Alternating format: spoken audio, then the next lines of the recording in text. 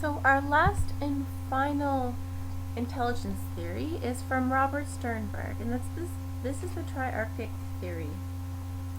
And this theory was published in about 2003.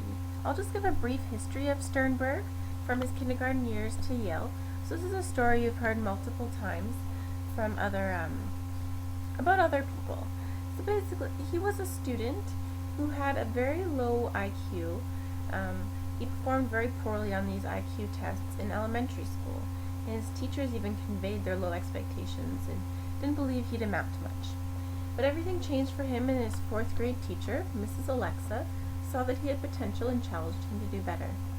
With her encouragement, he became a high-achieving student, eventually graduating from Yale, and basically the rest is history because now we're learning about his intelligence theory. So just food for thought. Could you imagine if you were his teacher? Do you think you take the time to see potential in students and to challenge them to do better? Do you see yourself more as Mrs. Alexa or maybe as elementary teacher? And what can you do to change your theory or your approach to challenge students? Okay, back to Robert Sternberg's theory of triarchic theory. So basically, Sternberg defined intelligence as mental activity toward the purpose of adaptation and shaping your real-world environment to make it relevant to your life.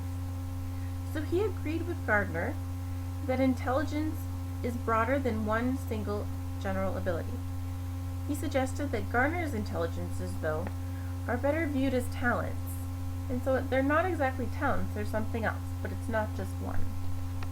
So Sternberg's theory is what he refers to as successful intelligence. And he proposes that intelligent behavior arises from a balance between 3 different factors: analytical, creative, and practical. In these abilities, they function together to allow people to achieve success within particular socio-cultural contexts. So it's these 3 skill sets that are apparent in the same area or the same subject and determines how they will do. So let's look at these 3 different factors. The first one is analytic intelligence. This is mental stops or components that are used to solve problems. So it's the ability to compare, contrast, reason, logic, mathematical ability, etc. So this is mostly what's tested in schools. The next one is creative ability or intelligence. And this uses experiences in ways that foster insight into new situations and the future. So it's new ways of thinking, using your new ideas and your experiences in different situations. And the final one is practical intelligence. And this is the ability to read and adapt to contexts of one's environment or their everyday life. So it's the ability to take new ideas and apply them and to adapt for the future. Basically, practical abilities tie everything together. They allow individuals to apply what they have learned in the appropriate settings around them. So Sternberg's theory is more about having all 3 skill sets in a given subject area.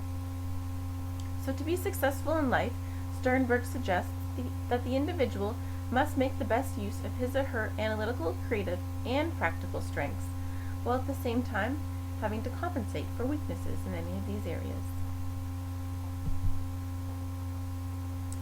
So, those are our 4 different intelligence theories that we're talking about today. So we had Charles Spearman, general intelligence, just one single intelligence. We had Howard Gardner, multiple intelligences, so there was 8. We had David Goleman, emotional intelligence, so needing emotions and how they're valid to your success. And then the triarchic theory, which we just talked about with Sternberg. So just in final conclusion, just some food for thought or some final things to think about.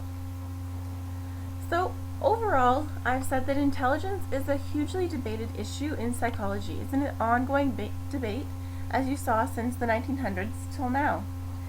So we looked at Spearman, Gardner, Goleman, Sternberg, but there are a ton more theories. So my question to you is, as we conclude, how will these views of intelligence affect your classroom approach?